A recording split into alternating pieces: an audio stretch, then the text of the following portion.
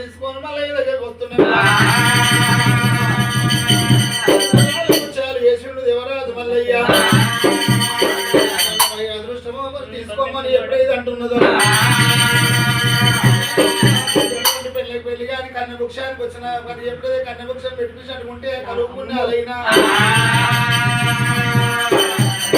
బిడ్డను పిలిచింది మరి బిడ్డ దానికి ఏదమ్మా మరి ఎప్పుడైతే సంగమ ఎదిగి చేద్దాం అట్లా బట్టలాడని చెప్పి ఎప్పుడైతే చెప్పిందో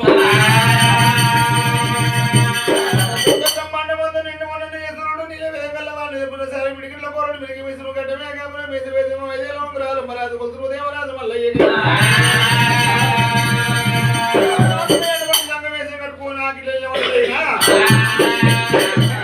కనుక మరి ఎప్పుడైతే కేతమని మరి ఎప్పుడైతే అర్థం చేద్దామనుకోని వస్తున్నాగా దగ్గరికి వస్తుంది నాయమ్మ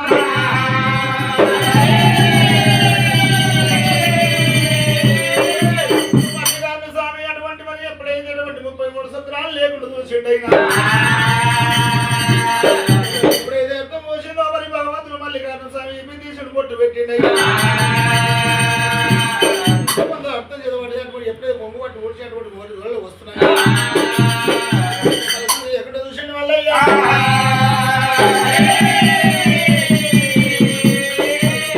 చూసి మరి ఎటువంటి తెలిసిన సంగమయ్యలు ఎప్పుడు నా బిడ్డ కర్మకు ఆచారం ఉన్నారు మేము బాగుపడతామా బాగుపడమా మరి ఎట్లా అని చెప్పి అడుగుదామని చెప్పి సంగమయ్య నా బిడ్డ చేయి చూడమని అన్నప్పుడు వరకు ఏదన్నా చేయి పట్టుకోని భగవంతుడు మల్లయ్య లేకుండా చూసిండయ్య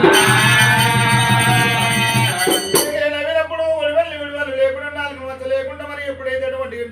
లేకుండా కిట్ల మచ్చ లేకుండా చూసిన వల్లయ్యా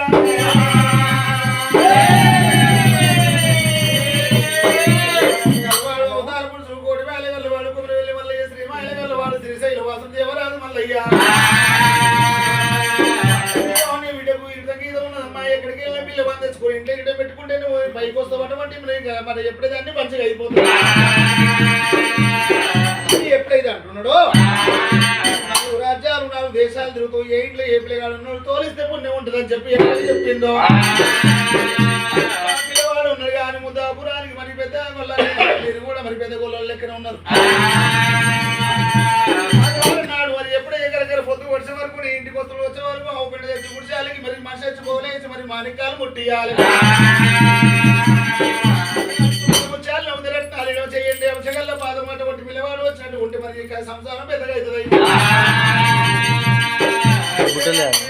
అంత మంచిగా ఉండి కానీ ముక్కల గంట మాల ఉన్నది ఇప్పుడు రాసకుండా ఉన్నది నెత్తిలో పులి మాల ఉన్నది కాళ్ళు ఒకరు ఉన్నది చేతులు ఒకరు ఉన్నాయి సాధించుకుంటానని చెప్పి అనుకుంటే మరి తోలిమంటే దగ్గర పోయి కాగితం రాపించుకొని భగవంతుడు ఆదివారం నాడు భగవంతుడు మల్లయ్య మరి ఎప్పుడైతే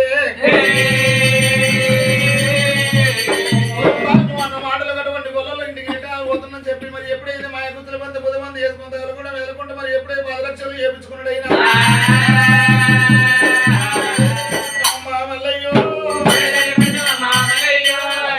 పట్టినాడు భగవంతుడే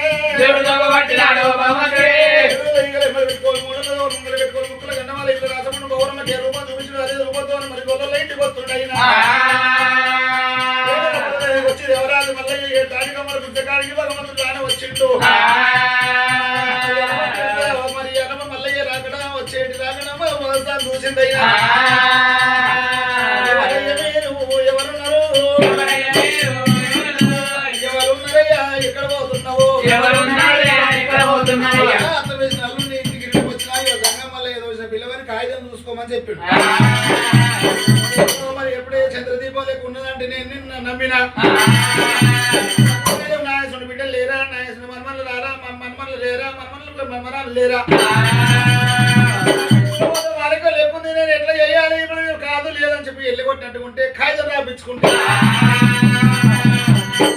ఆయన వచ్చినాక నేనేమని చెప్తున్నా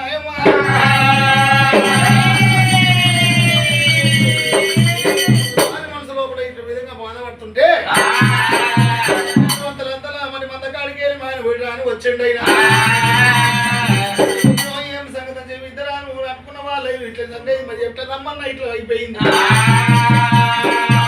మరి ఎప్పుడైతే పిల్లవాడిని ఎటువంటి కనుక మందకాడు దొరకపోతా కొడతాడా పాలు పెడతాడా మరి ఎప్పుడైతే కులంలో అటువంటి పోగొడు ఉందా లేదా చూద్దాం ఆయన వచ్చినాక మనం మంచిగా అనుకో ఆయన అదృష్టం అనుకో మన అదృష్టం అన్ని టైంలో రాదు ఇప్పుడు నిలబెట్టుకునేది మన బాధ్యత ఎటువంటి మరి మందకాడ మల్లికాడు స్వామి మందకాయ పట్టేనమ్మా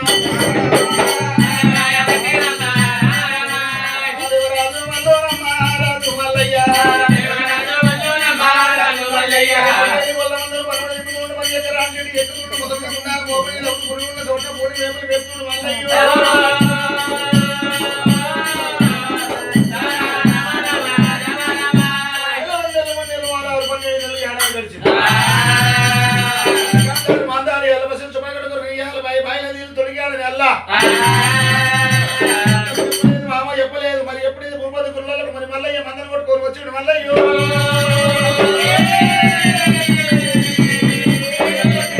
పుట్టగంట మీద పట్టుకొని కనకల కల్లీనమ్మ అంటే రాజు మల్లయ్య రంగమయ్యో